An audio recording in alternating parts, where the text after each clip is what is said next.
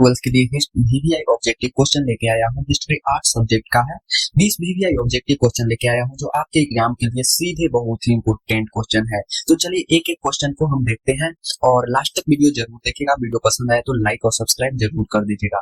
First question से start करते हैं। हमारा फर्स्ट क्वेश्चन कहता क्या है, हड़प्पा सभ्यता में कितने स्थानों की अब तक खोज हो चुकी है? ऑप्शन नंबर लगभग 500, 1000, 1400 या 2000। तो राइट आंसर हो जाएगा ऑप्शन नंबर हमारा सी हो जाएगा। राइट आंसर क्या, ऑप्शन नंबर सी हमारा राइट आंसर हो जाएगा। याद रखिएगा। और एक और बात याद रखिएगा, अब तक लगभग 1400 से अधिक है जो हड़प्पा स्थलों की खोज हो चुकी है, ये भी ध्यान रखिएगा। अगला सवाल देखते हैं। यहाँ पे दूसरा नंबर सवाल, दूसरा है हमारा हड़प्पा सभ्यता। हड़प्पा सभ्यता की ईंटों का अनुमान सामान्यतः क्या था? ईंटों का अनुमान सामान्यतः क्या था? तो दो का हमारा राइट आंसर हो जाएगा ऑप्शन नंबर 4:2:1 हो जाएगा। राइट आंसर क्या, ऑप्शन नंबर सी हो जाएगा। और इसमें एक और बात याद रखिएगा, हड़प्पा की पक्की हुई ईंटें है जो 4:2:1 के अनुपात में होती थी। कितने? 4:2:1 के अनुपात में होती थी। किसके? हड़प्पा की पकी हुई ईंट की अनुमान। तो अगला सवाल देखते हैं। यहाँ पे तीसरा नंबर सवाल है, हड़प्पा सभ्यता के लोग, हड़प्पा सभ्यता के लोग किस धातु से परिचित नहीं थे? तांबा, सोना, चांदी या लोहा। तो 3 का हमारा राइट आंसर हो जाएगा ऑप्शन नंबर डी हो जाएगा। किससे? लोहा से परिचित नहीं थे। और ये हड़प्पा सभ्यता के लोग लोहे से परिचित थे ही नहीं, उनको पता ही नहीं था कि लोहा क्या होता है। चौथा नंबर सवाल देखते हैं। चौथा नंबर सवाल कहता क्या है, हड़प्पा सभ्यता का सबसे बड़ा स्थल कौन सा है? मोहनजोदड़ो, धोलावीरा, कालीबंगा या राखी गढ़ी। तो 4 का हमारा राइट आंसर हो जाएगा option number right answer D हो जाएगा। Option number D Rakhi Garhi. और ये भी याद रखिएगा, राखी गढ़ी हड़प्पा सभ्यता का है जो सबसे बड़ा ज्ञात स्थल है। क्या? सबसे बड़ा ज्ञात स्थल है। चलिए 5वां नंबर सवाल देखते हैं। 5वां नंबर सवाल हमारा कहता क्या, हड़प्पा सभ्यता में किस प्रकार की मुद्रा प्रणाली का उपयोग होता था? सिक्के आधारित सोने के मुद्रा, विनिमय प्रणाली, पेपर मुद्रा। तो 5 का राइट आंसर हमारा हो जाएगा ऑप्शन नंबर सी हो जाएगा। विनिमय प्रणाली के क्या? विनिमय प्रणाली के ऑप्शन नंबर सी हमारा राइट आंसर हो जाएगा। 5 का इसका पीडीएफ आपको मेरे टेलीग्राम पे मिल जाएगा, वहां से जाके आप डाउनलोड करके याद ही प्रैक्टिस भी कर सकते हैं।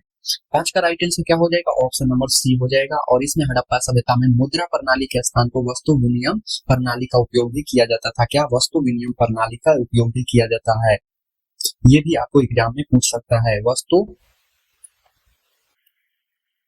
वस्तु विनिमय का प्रयोग होता है, विनिमय याद रखिएगा, इंपोर्टेंट सवाल है ये।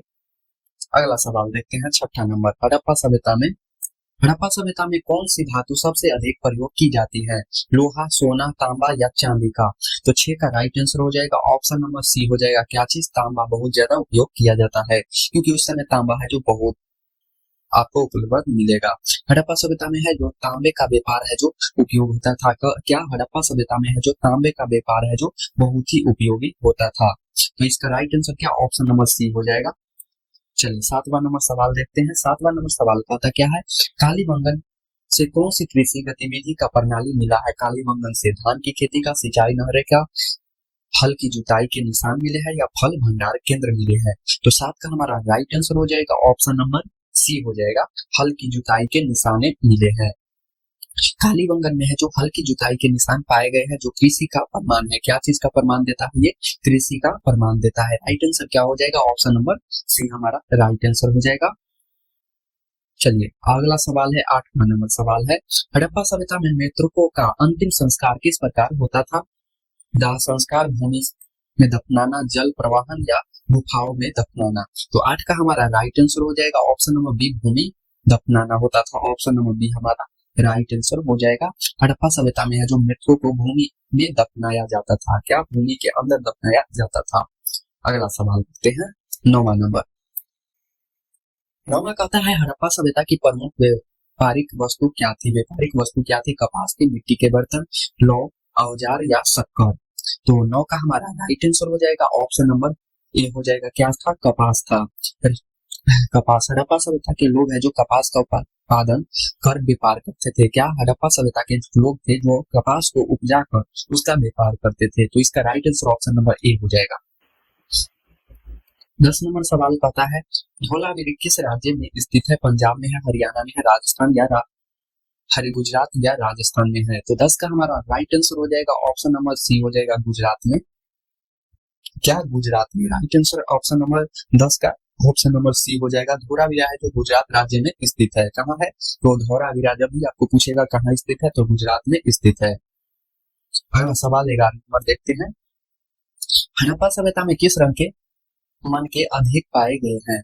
मटके है जो अधिक पाए गए हैं सभ्यता में, इसको मटके बोलते हैं। मटके को मटके लाल रंग, नीले और हरे, सफेद या पीले। तो 11 का राइट आंसर हो जाएगा ऑप्शन नंबर बी हो जाएगा। नीले और हरे रंग के मटके हैं जो ज्यादा आपको पाए गए हैं। कहाँ? तो हड़प्पा सभ्यता में। हड़प्पा काल में नीले और हरे रंग के है जो मनके सबसे अधिक पाए जाते हैं। क्या? सबसे अधिक पाए जाते थे।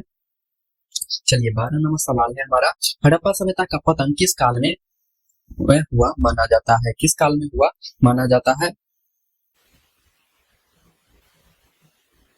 विदेशी आक्रमण या जलवायु परिवर्तन? नहीं, इसका ऑप्शन ही हमारा गलती है। यहाँ देखो, यहाँ हमारा है हड़प्पा सभ्यता का पतन किस काल में हुआ माना जाता है? किस काल में हुआ ये माना जाता है? तो याद रखेगा ये 1900 ईसा पूर्व में हुआ था। कब? तो 1900 ईसा पूर्व में हुआ था। याद रखिएगा कब हड़प्पा सभ्यता का पतन किस काल में हुआ था? तो 1900 ईसा पूर्व में हुआ था। हड़प्पा सभ्यता का पतन लगभग है जो 1900 ईसा पूर्व में माना जाता है। तो चलिए अगला सवाल देख लेते हैं। 13 नंबर सवाल।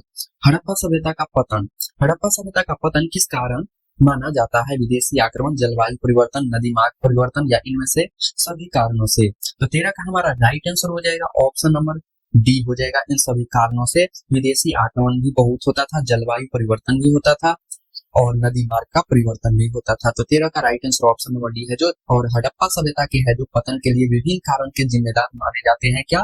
इन सभी 3 है जो विभिन्न है जो कारण माने जाते हैं विनाश होने का। तो चलिए 14 नंबर सवाल देखते हैं हम। 14 कहता है हड़प्पा सभ्यता के लोग किस व्यापारिक प्रणाली का पालन करते थे?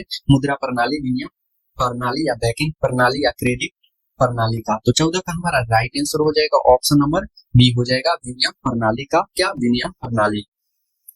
और हड़प्पा सभ्यता में है जो विनिमय प्रणाली के प्रमाणित मिलते हैं। क्या? विनिमय प्रणाली के प्रमाणित है जो मिलते हैं। याद रखिएगा। चलिए 15 नंबर सवाल है। हड़प्पा सभ्यता में लिपि को अब तक क्यों नहीं पढ़ा जा सका है? यह गुप्त लिपि है, कोई द्विभाषिक अभिलेख नहीं मिला है, यह बहुत जटिल है, यह संस्कृत भाषा में है। तो नहीं। तो 15 का हमारा राइट आंसर क्या हो जाएगा? ऑप्शन नंबर बी हो जाएगा। कोई द्विभाषिक अभिलेख नहीं मिले। क्या? द्विभाषिक अभिलेख है जो अभी तक कोई नहीं मिले हैं हड़प्पा सभ्यता के। और हड़प्पा लिपि को पढ़ने के लिए कोई भी द्विभाषिक अभिलेख नहीं मिला है। अभी तक है जो कोई भी द्विभाषिक अभिलेख नहीं मिला है। 16 नंबर सवाल देखते हैं। मोहनजोदड़ो में मिला नर्तकी की मूर्ति किस धातु की बनी हुई थी? तांबा की, कांसा की, सोना की या चांदी की? तो 16 का हमारा राइट आंसर हो जाएगा ऑप्शन नंबर बी हो जाएगा। किसका था? कांसा का। कांसा है जो बहुत ही उपयोग होता था मोहनजोदड़ो में। नर्तकी की है जो प्रसिद्ध मूर्ति थी वह क्या चीज की बनी हुई थी? तो कांसा की बनी हुई थी। याद रखिएगा।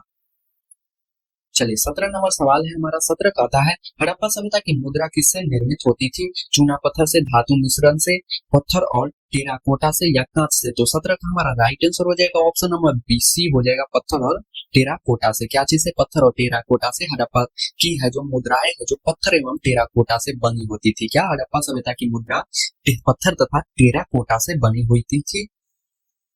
18 नंबर सवाल देखते हैं। अब 18 नंबर सवाल कहता है हड़प्पा सभ्यता की विशेषता क्या थी?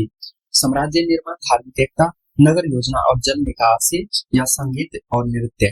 तो 18 का हमारा राइट आंसर हो जाएगा ऑप्शन नंबर सी हो जाएगा। क्या? नगर योजना और जल निकासी।